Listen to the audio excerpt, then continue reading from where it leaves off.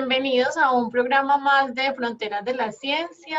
Mi nombre es Clara Viviana Bustamante, soy investigadora máster de la Red de Ganadería de Especies Menores del Centro de Investigación Motilonia, y hoy tenemos como invitado al doctor Juan Felipe de Jesús Torres Acosta. Muchas gracias, doctor Juan Felipe, por esta participación en Fronteras de la Ciencia. Bienvenido. Muchas gracias, Clara. Muchas gracias por la invitación. Es un honor para mí. Y vamos a comenzar entonces, doctor Juan Felipe, porque revisando sus publicaciones, sus trabajos, hemos visto cómo ustedes han venido avanzando en estudios tan importantes que han logrado identificar que realmente alimentar, nutrir ovejas y cabras es diferente, y que esa alimentación es tan importante y esa diferencia es tan importante que se refleja en la salud de los animales. Cuéntenos brevemente cómo es esto, cómo ocurre y qué han encontrado para poder identificar estas diferencias. En este ecosistema nosotros hemos sido capaces de ver que las cabras y las ovejas en el mismo sitio comen diferente. ¿Sí? Esto quiere decir que las cabras son capaces, fíjate, de comer más por día, o sea, más bocados, de mayor cantidad, y estos animales además consumen más proteína en la dieta y también más compuestos secundarios. Pueden comer más taninos y otros compuestos secundarios de plantas, comparado con los ovinos. Todo esto, digamos que ha sido investigado con recientemente, pues de un punto de vista etológico, científico, con el doctor Pedro González Pech, que es el que nos, digamos que diseñó una forma de observar a las cabras y que comen las cabras, ¿no? Y los borregos también en este ecosistema, ¿no? O sea, hizo un sistema muy interesante de ver qué tipos de bocados se llevan a la boca, y nos ha encontrado una cultura de consumo, ¿no? O sea, ya tenemos claro que ellos tienen una cultura de qué comen y qué les gusta y qué no les gusta comer. ¿Qué tan importante esos hallazgos, doctor Felipe? Precisamente porque a veces no observamos, ¿cierto? A veces no nos gastamos de pronto tiempo en encontrar otro tipo de resultados de análisis y nos olvidamos cómo la observación desde el punto de vista del método científico de la investigación nos puede dar como resultados muy importantes. Y precisamente entonces ustedes han avanzado a través de esa observación, de la identificación de la calidad nutricional de estas plantas, y han identificado algunos componentes importantes en estas plantas en pastoreo que no solamente alimentan al animal, sí, porque son de muy buena calidad nutricional, sino que también están favoreciendo la salud del animal. Cuéntenos un poco, doctor Juan Felipe, de toda esa experiencia que usted viene desde 1986 realizando investigación en la interacción nutrición y salud de los pequeños rumiantes. Pues fíjate que básicamente todo surge también porque nosotros, pues trabajando con las cabras, teníamos muy claro que necesitamos saber qué es lo que estaba pasando con la dieta, ¿no? O sea, ¿están comiendo suficiente o no? Y de repente también en el camino nos encontramos con problemas parasitarios de nematos gastrointestinales. Entonces yo tenía la pregunta, bueno, ¿y qué será más relevante desde el punto de vista de limitar la productividad? ¿La nutrición per se, los parásitos o la mezcla de ambas, ¿no? Y pues afortunadamente el doctor Carlos Sandoval Castro, que es nutriólogo, es uno de los mejores nutriólogos del mundo, me parece desde mi perspectiva. Él ha estado desarrollando la parte de nutrición de rumiantes en estos tipos de vegetación, y pues con la ayuda de él se empezó a unir esta parte de la etología que te comentamos y a evaluarlo, ¿no? Desde el punto de vista in vitro y algunos desde el punto de vista in vivo. Y se evaluó qué es lo que estaba aportando cada planta, ¿no? Entonces empezamos a hacer la suma de que estos animales, cuánto están logrando obtener de dieta, cuánto están logrando por día en materia seca, proteína, fibra, etcétera. Y pues todo esto nos llevó a conocer la parte nutritiva. Pero además, el doctor Sandoval ya tenía pues digamos, una línea de investigación con los compuestos secundarios que unimos junto con el doctor Herbeos de Francia, porque como tú bien dijiste, muchos de esos compuestos secundarios se consideran antinutricionales, y ahora con la aportación del doctor Herbeos en Francia, veía estos mismos compuestos antinutricionales como compuestos antiparasitarios. Pero realmente una de las cosas más importantes para estas cabras y estas ovejas es tratar de evitar que el exceso de proteína de la vegetación les afecte, ¿no? O sea, ellos están usando los compuestos secundarios, en este caso los taninos, como bloqueadores de exceso de proteína.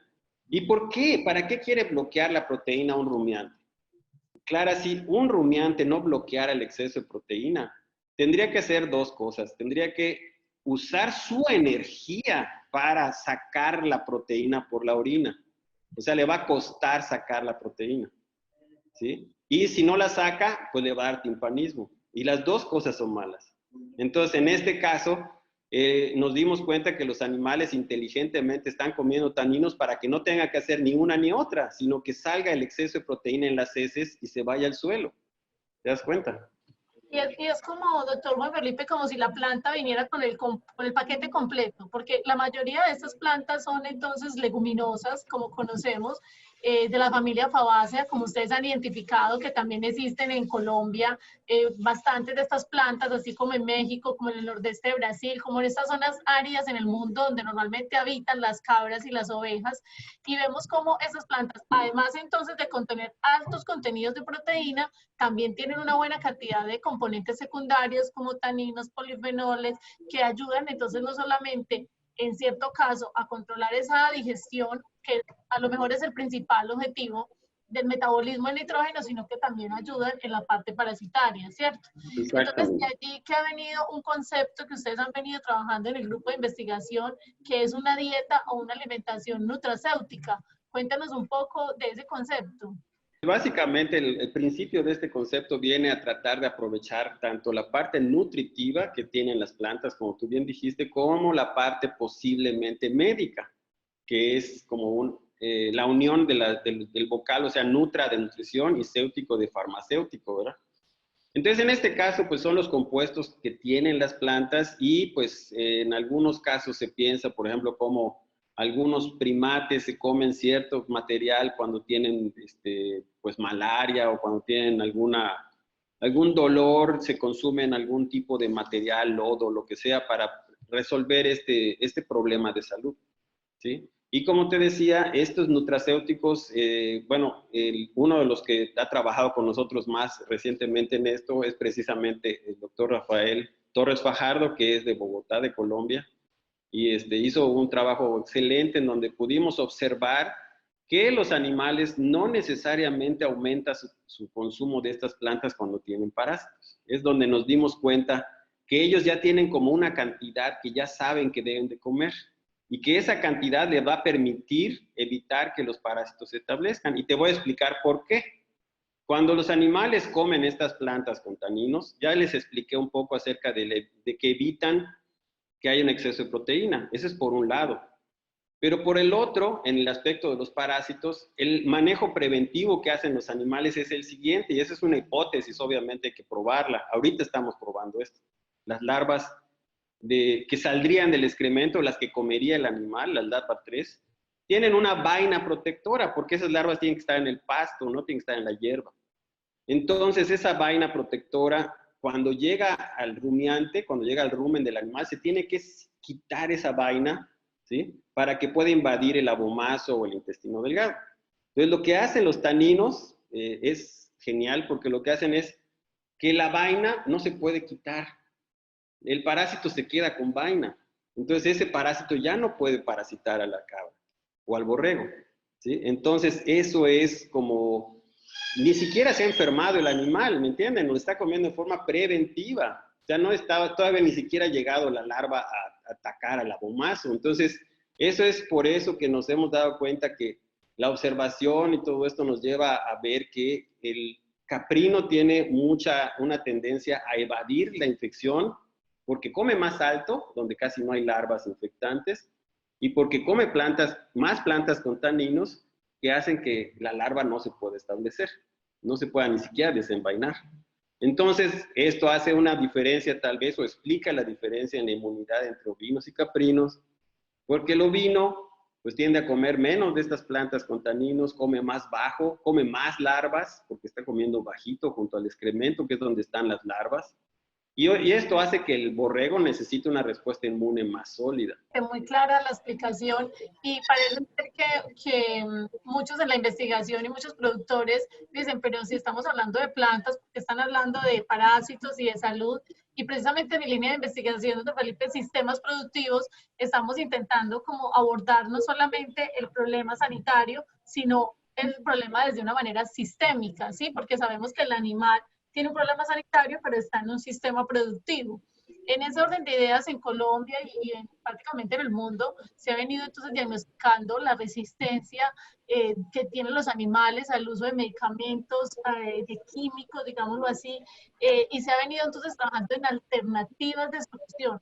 Podemos considerar que el pastoreo de los animales con el consumo de estas plantas que tienen esos componentes bioactivos podría ser una alternativa entonces para el control de parásitos gastrointestinales en ovinos y caprinos a nivel, digamos, mundial, en pastoreo y en zonas donde están esas plantas. En muchos lugares del mundo tenemos ya ranchos, rebaños, en donde ya no funciona ninguna droga antiparasitaria, ¿sí? Que incluso usados en combinaciones ya no funcionan.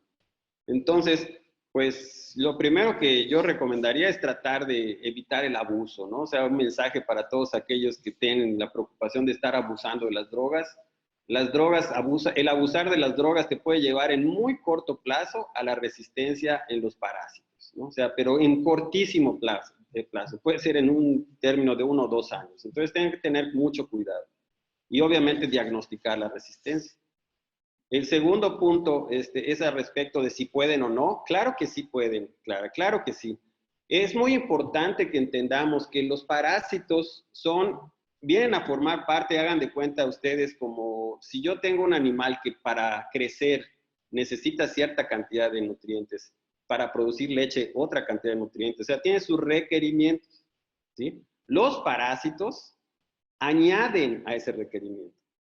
¿Sí? Entonces, un punto ahí es que lo que pudieran ustedes lograr hacer para mejorar el control es no solo usar nutracéuticos, no, mejorar la nutrición per se. O sea, ¿cómo? ¿No? Si yo soy un productor, no soy un nutriólogo, ¿cómo lo puedo hacer? Pues básicamente les recomiendo usar de nuevo la observación. Nosotros hemos usado como criterio en cabras una condición corporal máxima, o sea, perdón, que tenga que ser superior a 2,5, que es una escala digamos, hasta 5, ¿no? O sea, más o menos hay una escala del doctor Honjold que con gusto podríamos platicar en otro momento de ella. Y hemos visto que esas cabras con 2,5 más ya tienen cubierto el costo de sus parásitos, ya pagaron por él y se pueden defender solitas. En el caso de las borregas, lo mismo. Sí, hemos encontrado que muy pocas borregas con 3 o más de condición tienen cargas altas de parásitos. Entonces, lo que hemos visto es que lo primero que tenemos que tener es muy bien alimentados a los animales. Entonces, ¿en esto podrían participar los nutracéuticos? Sí, sí podrían, porque dan nutrientes. Pero yo les sugeriría que estos nutracéuticos tal vez más bien se orienten a dárselos a los animales que tienen altas cargas parasitarias, para que aproveches los dos, ¿no? Los nutrientes más los compuestos secundarios, ¿sí? ¿Por qué? Pues porque muchas veces esa planta nutracéutica muy chévere, muy buena, pues no es tan abundante, o tal vez lo vas a tener que comprar en algún lado, ¿no? Entonces, pues habría que darlo en forma selectiva, si no te va a salir carísimo, ¿sí? Entonces, esas son las cositas que habría que ir considerando con sistemas de producción. Tal vez encontrar algunas plantas que las planten, valga la redundancia, que las planten los productores.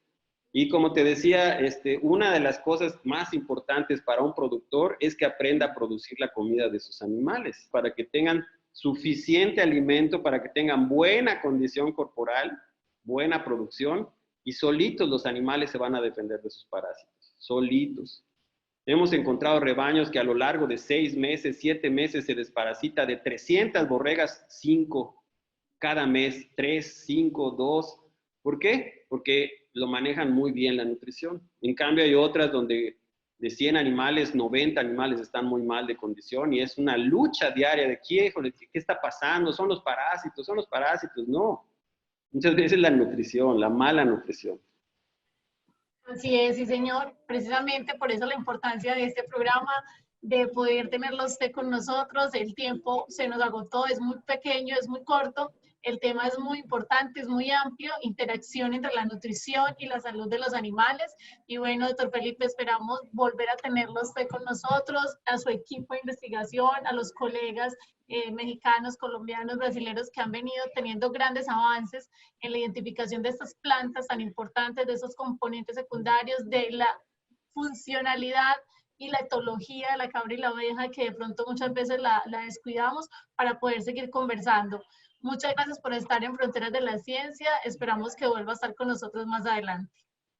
Muchas gracias, Clara. Gracias a todos ustedes por escucharme y espero que les haya gustado lo que escucharon. Muchas gracias.